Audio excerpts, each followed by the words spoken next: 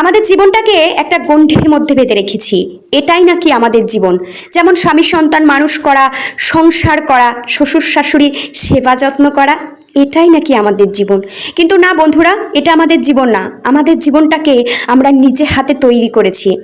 ঠিক 11 class pass করলাম, সেই মুহূর্তে আমার জন্য সম্বন্ধ আসলো কি না, বাড়ির বড় মেয়ে, তাকে আগে বিয়ে দিতে হবে। সেই মুহূর্তে যখন বাড়িতে সম্বন্ধ দেখতে আসলো, ঠিক এক ছুটে পালিয়ে গেছিলাম একটা পুরনো বাড়িতে, চুপটি করে লুকিয়েছিলাম। সেখান থেকে আমাকে ধরে আনা হলো। তখন আমার শুনতে হলো আমার নাকি কোথাও ভালোবাসা আছে, আমার নাকি কোথাও সম্পর্ক আছে। কিন্তু এরকম কিছু না বন্ধুরা, মনের মধ্যে একটা ভয় কাজ করছিল এবং তখন আমার বিয়ে করার কোনো ইচ্ছা বা চিন্তা ভাবনা মনের মধ্যে আসেনি। কিন্তু সেই মুহূর্তে মা বাবা, কিন্তু এমনকি বাড়ির পরিবারের লোকজনও বলেনি মেয়েকে এখন বিয়ে দেওয়া যাবে না, আমাদের মেয়ে ছোট, পড়াশোনা করছে, পরে বিয়ে দেব। তাহলে হলো না, নিজেদের জীবনটা